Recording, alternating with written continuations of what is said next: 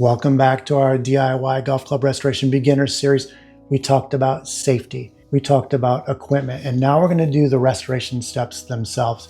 The first step in the restoration process is the most important step, and that is reconnaissance, mapping the makeover. In this step, we need to determine the type of metal that the club is made from, what the club head weight is, what original finishing details are there that we want to carry forward in the restoration. Are there areas of the club that we want to protect or preserve that we don't damage during the restoration process? In the book, I list a bunch of different tips and things like visual details that we want to capture, measurements and specifics, any protective measures, damage assessment. Those types of things are all listed in the book. But for this particular club, we'll walk through all of the details that I would look for when I'm going to do a restoration. The first is you have to determine the type of metal that the club is made from. And I list a bunch of different ways to do that, but the easiest way is just to go out to the manufacturer's website or go ask the AI gods what the material is. And I know that for a 2013 Titleist AP1 714, that this is a stainless steel club. There are things on a carbon steel club that you don't have to do on a stainless steel club.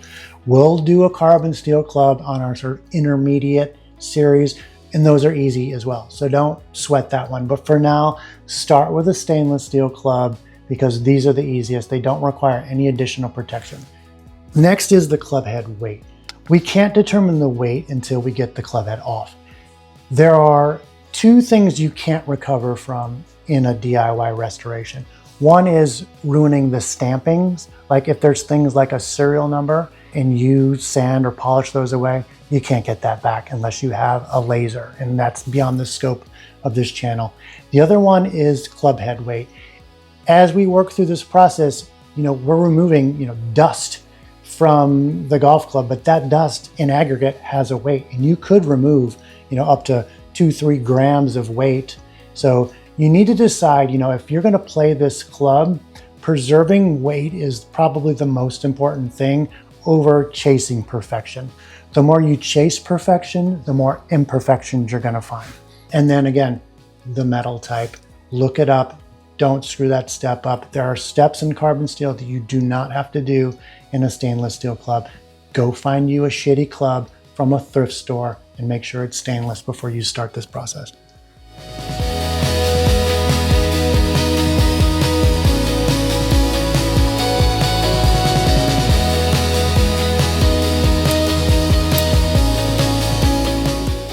That's the recon step. And again, most important step. And now let's go play with some fire.